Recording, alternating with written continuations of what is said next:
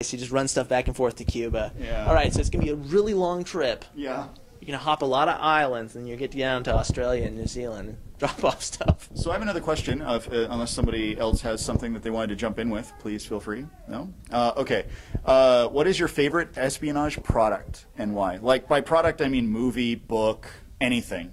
It Does not have to be by us by any means. No. Anything has ever been made. I'm going to agree. It was Burn Notice, partially because it was episodic. So you got introduced to the client, the problem, the resolution, the twist, and then the final resolution.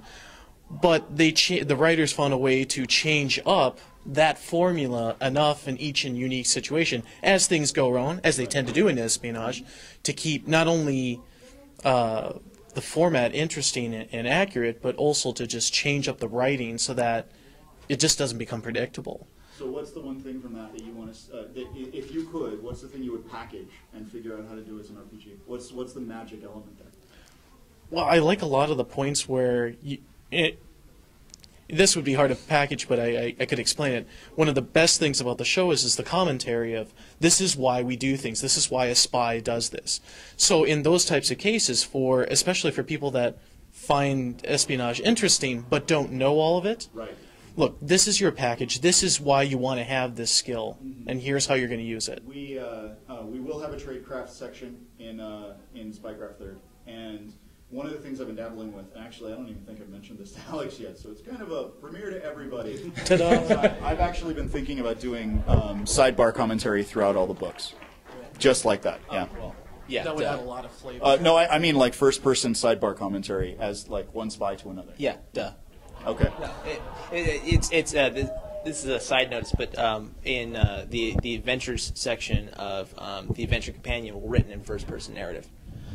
So it's written as someone is telling you, you don't know how things work around here. It's not always like, hello, newbie, welcome to, hello, my friend, stay a while, listen. So it's more of a, I know. Anyway.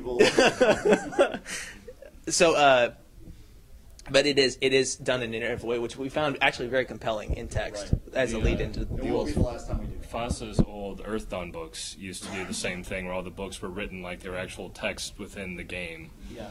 And I always thought that was just a neat little way to add flavor to everything within the book. Exactly. So what's your favorite espionage? I don't know if it's really considered espionage or not, but I've always been a big fan of the Stainless Steel Rat books. Oh, okay. And you're not the only one.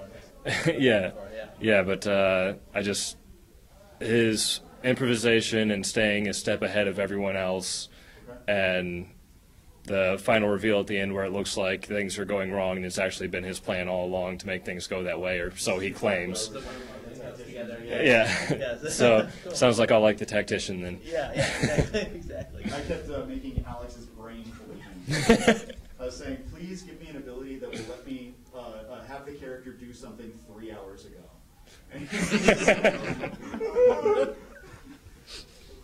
Yes. The gear prep was nice for that, actually. I found that, like, characters being able to be like, okay, did you remember that you needed the silencer? I mean, you didn't just grab the rifle case, right? Like, you grabbed the silencer. It's funny.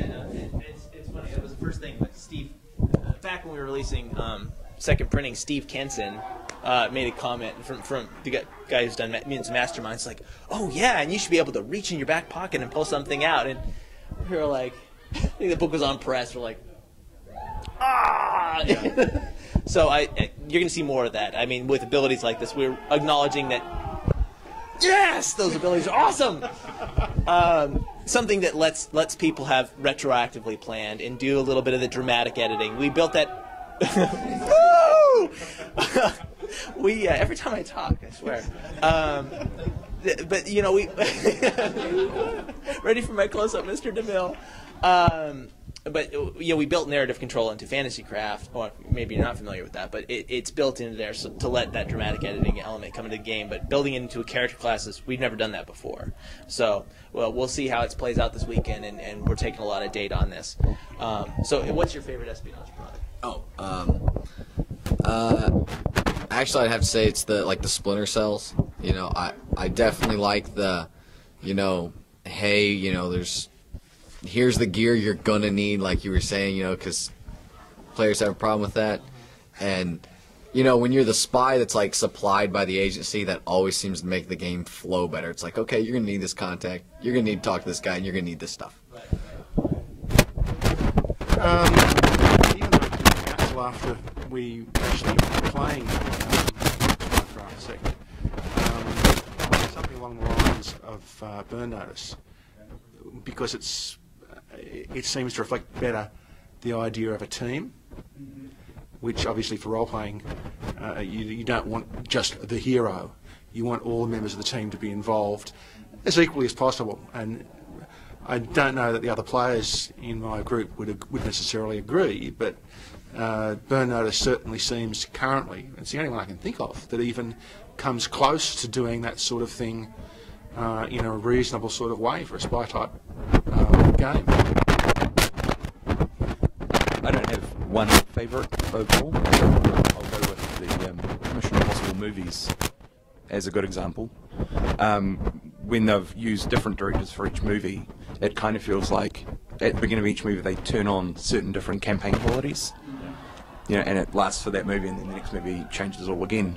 But you also get the team aspect as well, more so in the first film than the others. But you know, and it's very, very visible, and I quite like that because it gives you something different each time. And you know, if you could do that in a game where from mission to mission you get, you know, maybe in one mission you've got Wix ears on and you're leaping and doves are flying out of your ass, something like that, wherever they come from, I don't know. That would be fun, just to so that you can keep things changing on the players, and you know. Keep that camping quality of doves flying. Yeah, John Woo runs in, releases doves, runs off. Yeah, something like that. I'll